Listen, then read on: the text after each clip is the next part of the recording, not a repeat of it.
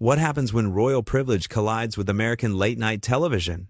In just 36 seconds, one careless comment would turn a simple interview into the most explosive talk show moment of the year. Bill Maher sat behind his desk that Friday night, the studio audience buzzing with anticipation. Prince Harry had agreed to appear on the show, a rare move that had entertainment media speculating for weeks. The prince walked out to thunderous applause, waving to the crowd with that signature royal smile. He settled into the guest chair, adjusting his jacket as the cameras zoomed in. "Welcome to the show," Bill said, his tone friendly but measured. "Thanks for joining us tonight." "Happy to be here," Harry replied, his British accent crisp and clear. Bill leaned forward, getting comfortable. "So let's jump right in. You've been living in California for a while now. How are you finding American life?" Harry laughed, but there was something forced about it. "Well, it's different, isn't it? Everything is so big here. Big cars, big houses, big egos." The audience chuckled nervously. Bill raised an eyebrow. "Big egos? That's an interesting observation." "Just calling it like I see it," Harry said, sitting back in his chair with a casual shrug. "Americans love to talk about themselves. It's quite exhausting, really." Bill's expression shifted slightly. The audience went quiet. "That's a pretty broad generalization, don't you think?" "Is it, though?" Harry crossed his legs, his posture radiating confidence. "I mean, look at your entire media landscape. Everyone fighting to be heard, to be seen, to be relevant. It's all rather desperate." "Desperate," Bill repeated slowly, his voice taking on an edge. "That's the word you're going with?" Harry seemed oblivious to the tension building in the room. "I'm just being honest. In Britain, we have a bit more decorum, more class. We don't feel the need to constantly broadcast our opinions to the world." Bill let out a short laugh, shaking his head. "Right, because the British tabloid industry is known for its restraint and dignity." "That's different," Harry said quickly. "The tabloids are one thing. I'm talking about regular people." "Regular people," Bill said, his voice flat. "So the 330 million Americans living their lives are all desperate attention seekers? Is that what you're telling my audience right now?" The crowd began to murmur. Harry shifted in his seat, but he didn't back down. "I'm not saying all Americans. I'm saying there's a cultural difference. You have to admit, the American need for validation is quite pronounced." Bill placed both hands on his desk, leaning forward. "Let me get this straight. You, a prince, someone who was born into wealth and privilege, someone who has never had to work a real job in his entire life, is sitting on my show criticizing Americans for seeking validation?" "Now wait a minute," Harry interjected, his face flushing. "I've worked plenty. I've served my country." "You served in the military, which is admirable," Bill acknowledged. "But let's be real here. You were born with every advantage imaginable. You've never had to worry about paying rent, never had to wonder where your next meal was coming from, never had to send out resumes hoping someone would give you a chance." Harry's jaw tightened. "You don't know anything about my struggles." "Your struggles?" Bill's voice rose slightly. "Your struggles? My audience works 2 jobs to make ends meet. They worry about healthcare, student loans, keeping a roof over their kids' heads. Those are struggles. What you're describing sounds like inconvenience." "This is exactly what I'm talking about," Harry said, his voice getting louder. "This aggressive, confrontational style. Can't we have a civil conversation?" "We absolutely can have a civil conversation," Bill replied calmly. "But civil doesn't mean I'm going to sit here and let you insult an entire nation of people, including everyone in this room, without pushing back." Harry stood up slightly in his chair, clearly agitated. "I didn't insult anyone. I made an observation." "An observation?" Bill repeated. "Okay, let me make an observation. You came to this country seeking privacy and freedom from the British press. Americans welcomed you. California gave you a home. And now you're sitting here on an American television show, being paid to appear, I might add, telling us all how desperate and classless we are. Does that seem grateful to you?" The audience erupted in applause. Harry's face turned red. "I never said classless. You said we lack class," Bill countered. "That's the same thing. And you said we lack decorum. You're sitting in my studio, on my show, insulting my country while benefiting from all the freedoms and opportunities it provides you." "I think you're twisting my words," Harry said, his voice strained. "I'm using your exact words," Bill shot back. "You said Americans are desperate. You said we have big egos. You said we lack decorum and class. I didn't put those words in your mouth. Harry uncrossed his legs and leaned forward aggressively. Maybe Americans are too sensitive. Maybe that's the real problem. The audience gasped. Bill went very still. Too sensitive. Now we're too sensitive. Yes, Harry continued, digging himself deeper. You can't say anything without someone getting offended. It's political correctness gone mad. Political correctness gone mad, Bill said slowly. That's rich, coming from someone who literally sued newspapers for printing unflattering stories. You, who demanded apologies from journalists. You, who went on international television to complain about how hard your life has been, but Americans are too sensitive? Harry stood up from his chair. I don't have to sit here and be attacked like this. Attacked? Bill remained seated, his voice level. I'm responding to the things you're saying. If you feel attacked, maybe it's because you're realizing how your words sound when someone actually challenges them. This is absurd, Harry said, his hands gesturing wildly. I came here for a conversation, not an interrogation. You came here and immediately started criticizing my country and my audience, Bill replied firmly. What did you think was going to happen? That I'd just nod along and agree with you? Harry pointed at Bill. You Americans always think you're right about everything. It's insufferable. The audience booed. Bill raised his hands to quiet them. Okay, now we're insufferable too. Let me ask you something. If America is so terrible, if Americans are so desperate and classless and insufferable, why are you still here? Why didn't you go to France, or Spain, or literally anywhere else in the world? Harry's mouth opened and closed. Because California offered us opportunities. Exactly, Bill said triumphantly. This terrible, classless, desperate country offered you opportunities.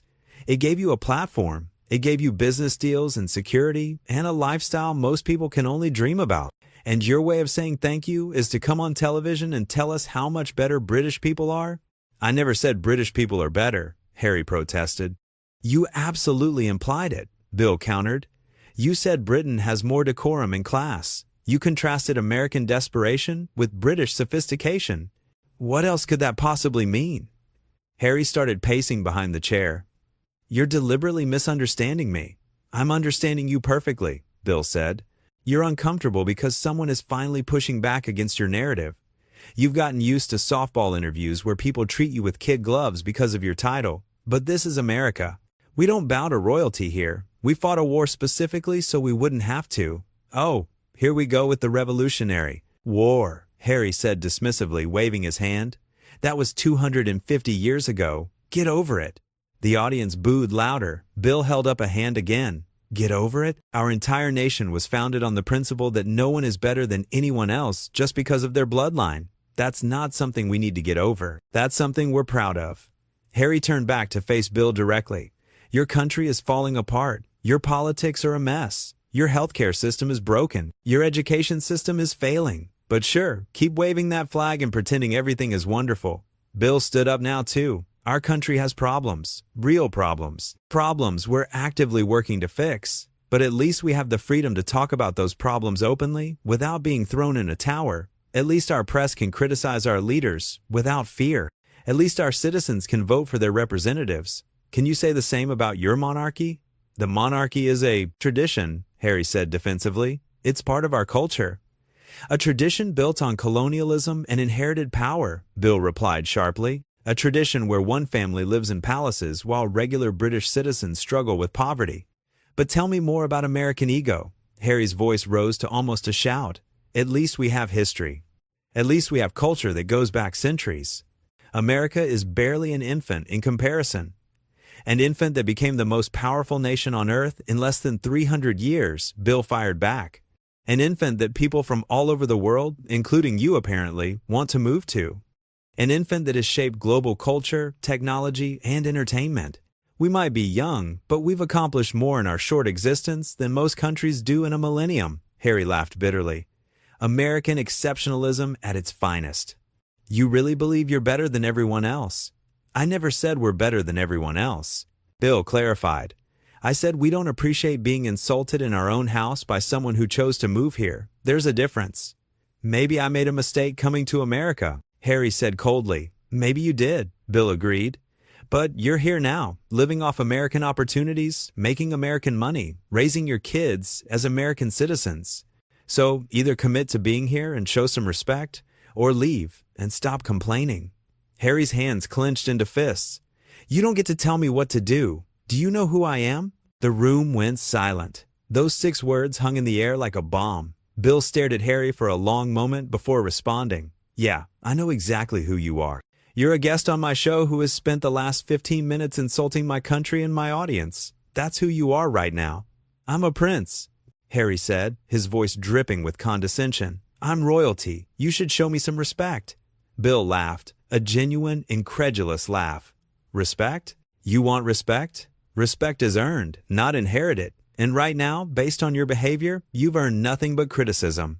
Harry stepped toward the desk. How dare you speak to me like this? I could have gone on any show. I chose yours. You should be grateful. Grateful? Bill's voice was sharp now. You think I should be grateful that you came here to trash talk my country? You think that's doing me a favor? I think you're a nobody who got lucky with a television show, Harry spat out. You're a comedian who thinks he's a political expert. It's embarrassing. The audience erupted in angry shouts. Bill remained calm, but his eyes were ice cold. A nobody. Interesting. This nobody built a career through actual work. This nobody earned his platform by making people laugh and think for decades. This nobody wasn't handed anything because of who his parents were. You're jealous, Harry accused, pointing his finger. That's what this is really about. You're jealous because you'll never be anything more than a talk show host while I was born into greatness. Bill shook his head slowly. Born into greatness. Listen to yourself. You really believe that being born into a specific family makes you great? That's not greatness. That's luck. Greatness is what you do with your life, not what family you happen to be born into. I've done plenty with my life, Harry insisted. Have you, though? Bill challenged. You left your royal duties. You moved to another country. You've done some interviews and signed some business deals. What have you actually built? What have you created? What have you contributed beyond complaining about how hard your privileged life has been? Harry's face was now completely red. I've raised awareness about mental health.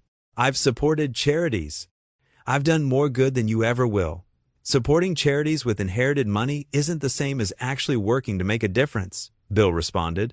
And raising awareness about mental health while simultaneously trashing an entire nation of people is pretty contradictory, don't you think? This interview is over, Harry declared, ripping off his microphone. You don't get to decide when this interview is over, Bill said firmly. You're on my show. I decide. Harry threw the microphone onto the chair. Watch me. So, you're just going to run away? Bill called out as Harry started to walk toward the edge of the stage. That's your response when someone challenges you? To quit and leave? Harry spun around. I don't have to tolerate this abuse. Abuse? Bill's voice rose. I'm responding to the things you said. If you can't handle someone disagreeing with you, maybe you shouldn't go on talk shows. Maybe you should stick to pre-approved interviews where they let you say whatever you want without pushback. You're a bully, Harry shouted. A typical American bully who thinks being loud makes him right. And you're an entitled prince who thinks being born into wealth makes him superior, Bill shouted back. At least I'm honest about who I am. You're walking around pretending to be some champion of the common people while looking down on everyone who wasn't lucky enough to be born royal. Harry took several steps back toward the desk, his face contorted with anger. You have no idea what it's like to live under constant scrutiny, to have every move analyzed and criticized. You're right, I don't, Bill admitted. But I also didn't choose that life and then complain about it endlessly. You were born into royalty. That comes with scrutiny. If you didn't want that life, you could have quietly stepped away and lived privately. Instead, you've done interview after interview, documentary after documentary, telling the world how victimized you are. You can't have it both ways. I have a right to tell my story, Harry insisted. You absolutely do, Bill agreed. And I have a right to question that story when you come on my show. That's how conversations work. You don't get to control the narrative here. Harry looked around at the audience, seeing nothing but hostile faces staring back at him. You've turned them against me. I didn't turn anyone against you, Bill said calmly.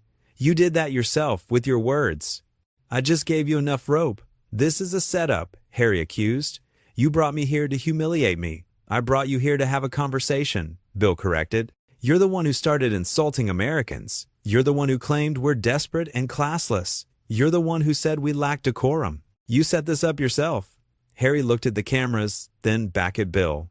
"My family will hear about this." Bill spread his hands wide. "Please, tell them. Tell them how you came on an American talk show and insulted the entire country. Tell them how you claim royalty makes you better than everyone else. I'm sure they'll be thrilled with how you represented them tonight." "You haven't heard the last of this," Harry threatened. "Probably not," Bill acknowledged. "I'm sure your publicist is already drafting a statement about how I took your words out of context. But we have cameras. We have an audience. Everyone here heard exactly what you said." Harry started walking off the stage again. Bill called after him. "That's it? You're really leaving? You're going to storm off my show because you couldn't handle a real conversation?" Harry stopped at the edge of the stage but didn't turn around. His shoulders were tense, his whole body radiating fury. "This is what privilege looks like, folks," Bill said to the audience and cameras.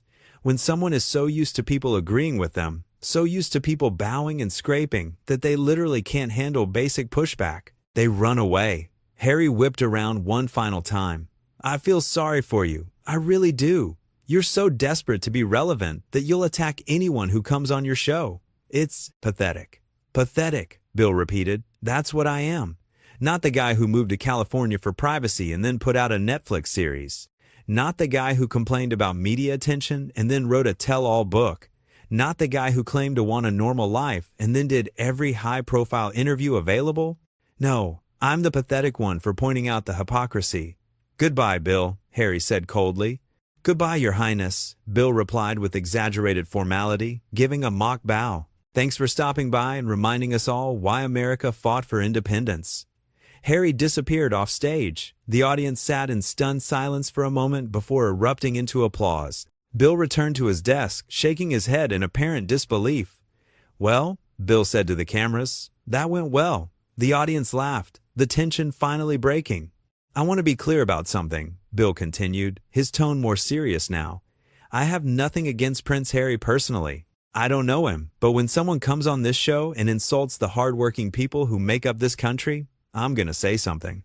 I don't care if you're a prince or a president or the Pope himself.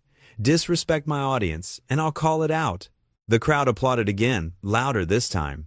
"We invited him here for a conversation," Bill went on. "A real conversation, not a puff piece. Not a platform for him to lecture us about how much better British culture is. He knew what the show was. He knew how I operate.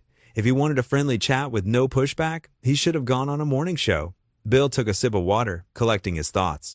"And that line about being born into greatness," Bill continued, shaking his head. "That really got me. Imagine actually believing that. Imagine thinking you're inherently better than other people because of your bloodline. That's not confidence. That's not pride. That's delusion," the audience murmured in agreement. "Here's the thing about America," Bill said, leaning back in his chair. "We're not perfect. Far from it. We have serious problems we need to address. But what makes this country special is that we're constantly working on those problems. We don't just accept things because that's how they've always been. We question. We challenge. We push for change. That's not desperation. That's democracy." More applause filled the studio. "And yes, maybe we do have bigger egos than other countries," Bill admitted with a slight smile. "Maybe we are more confident, more outspoken, more willing to promote ourselves. But you know what? That confidence built this nation. That willingness to speak up, to stand out, to refuse to bow to authority created the most dynamic economy and culture in the world." Bill looked directly into the camera. "So if Prince Harry wants to go back to Britain where everyone knows their place and stays quiet, he's welcome to leave. But if he's going to stay here and enjoy all the benefits America offers, maybe he should think twice before insulting the people who welcomed him with open arms." The audience rose to their feet, giving a standing ovation. "We need to take a break," Bill announced. "When we come back, we'll have a guest who actually appreciates being here." The show cut to commercial. Backstage, producers scrambled to figure out what had just happened. Security had escorted Prince Harry out of the building. His publicist was already on the phone, trying to control the damage. But it was too late. The cameras had captured everything. The audience had witnessed it all. Within minutes, clips would be spreading across social media. Within hours, it would be the top story on every news site. Back in the studio, as the commercial break continued, Bill sat at his desk reviewing notes for his next guest. A production assistant approached nervously. "That was intense," she said quietly. Bill looked up. He came here with an attitude. "I just responded to it." "Do you think you were too hard on him?" she asked. Bill considered the question for a moment. "No, I think I was exactly as hard as I needed to be. Someone needed to tell him that his title doesn't give him the right to insult people. Better it happens here where he can walk away than in the real world where consequences are permanent." The assistant nodded and walked away. Bill straightened his papers and prepared for the show to resume. The stage manager counted down. 5, 4, 3, 2, 1. "We're back," Bill said to the camera, his composure completely restored. "As you just saw, Prince Harry has left the building, literally, which is fine. We have plenty more show to get through, and honestly, I think we're all ready to move on to someone who can handle a real conversation." The audience laughed and applauded. "But before we bring out our next guest, I want to say one more thing," Bill continued. "What you just witnessed is exactly why this show exists. We don't do puff pieces here. We don't let people come on and say whatever they want without challenge. We ask tough questions. We push back. We hold people accountable for their words. That's our job." Bill paused, letting his words sink in. "Some people can handle that," he went on. "Some people appreciate having a real dialogue where both sides get to speak their minds. And some people, well, they run away the moment someone disagrees with them. Now you know which category our previous guest falls into." The audience erupted again. Bill smiled and gestured toward the side of the stage. "But enough about that. Let's bring out someone who's actually accomplished something through hard work and talent rather than just being born lucky." As the next guest walked out to thunderous applause, the energy in the studio shifted completely. The tension dissolved. The show went on, but everyone in that room knew they had just witnessed something extraordinary. They had seen entitlement confronted head-on. They had watched privilege crumble when challenged. They had witnessed what happens when someone used to deference meets someone unwilling to provide it. And that, more than anything else that happened that night, was what made the moment so powerful. It wasn't just about one uncomfortable interview. It was about a broader principle, about equality, about merit, about the idea that no one, regardless of their title or status, is above criticism. That's what Bill had defended. That's what the audience had supported. That's what made America different from countries with monarchies and inherited power. The rest of the show continued without incident. The remaining guests were thoughtful, engaging, and grateful to be there. They understood the format. They came prepared for real conversations. They didn't expect to be treated with kid gloves just because of who they were or what they had accomplished. As the show wrapped up and the credits rolled, Bill thanked the audience for their energy and support. He didn't mention Prince Harry again. There was no need. The moment had spoken for itself. Everyone who had been there, everyone watching at home, everyone who would see the clips online, they would all draw their own conclusions. The studio audience filed out, buzzing with excitement about what they had witnessed. This was the kind of moment people would talk about for years. The night Prince Harry walked off a talk show because he couldn't handle being challenged. The night entitlement met its match. The night someone finally said what millions of people had been thinking but were too polite to voice. Bill remained on set after everyone had left, talking quietly with his producers about the show. They discussed whether they had gone too far, whether there would be legal ramifications, whether the network would face pressure to apologize. But Bill was firm in his position. He had done nothing wrong. He had simply responded to what his guest had said. If Prince Harry couldn't handle that, it reflected on him, not on the show. As the lights in the studio dimmed and the crew began breaking down the set, Bill gathered his things and prepared to leave. It had been an extraordinary night, one that would define his show for a long time to come. But in his mind, it was simple. Someone had disrespected his audience, and he had defended them. That's what a good host does. That's what America expects. That's what he would do again in a heartbeat if the same situation arose. The stage stood empty now, the guest chair where Prince Harry had sat just hours earlier waiting for tomorrow's show and tomorrow's guests. But that chair would forever carry the memory of this night. The night when privilege met principle and lost.